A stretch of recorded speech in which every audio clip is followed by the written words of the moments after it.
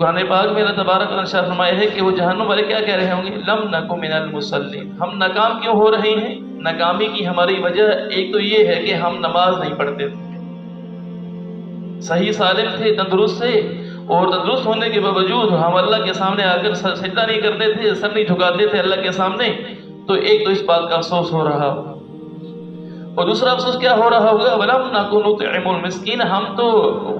مسکین لوگوں کو کھانا نہیں کھلاتے تھے، اس بات کا بھی ان کو افسوس ہو رہا ہوگا کاش کہ اگر ہم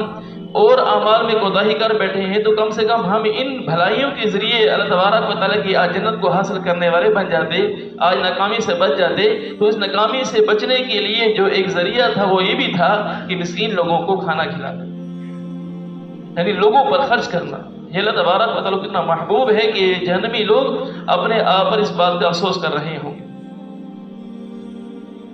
مسکین کسے کہتے ہیں؟ مسکین سکن سے ہے، یعنی ایک آدمی اتنا تنگ دست ہو گیا ہے کہ اب بیچارہ وہ ایسی حالت میں ہے کہ کھا پی بھی نہیں سکتا، اس کے پاس کچھ ہے نہیں، وہ ٹھہر گیا ایک جگہ پر، اب اس کے پاس کھانے کے لیے کچھ نہیں ہے، پہننے کے لیے لباس کے اعتبار سے کمزوری ہے، اور غربت ایسی ہے کہ اب وہ اپنے استغنا کی وجہ سے کسی کو بتا نہیں سکتا ہے، اور اپنے غربت کو چھپائے ہوئے ہے، اور وہ ٹھہر گیا ہے، ایسی حالت میں ہے، تو یہ مسکین ہے۔ اب اس بندے کے ساتھ لوگ کیا رویہ رکھتے ہیں، کیا معاملہ کرتے ہیں، یہ اللہ تعالیٰ کے ہاں بڑی قدر و قیمت کی نگاہ سے دیکھا جاتا ہے۔ وَكُنَّا نَخُوضُ مَعَ الْخَائِضِينَ، ہم تو پھر یہ جہنمی افسوس کر رہے ہیں کہ ہم تو جو جس طرح ہمیں لے کے چل پڑتا تھا ہم اس طرح چلنا شروع کر دیتے تھے، کوئی برائی کے راستے کی طرف لے کے چلتا تو ہم چلنا شروع کر دیتے،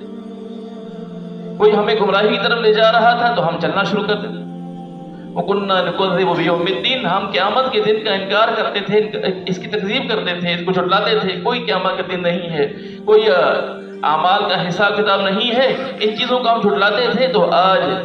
یہی خمیازہ بھگتنا پڑ رہا ہے کہ ہمارے لیے جہنم کا فیصلہ ہو رہا ہے۔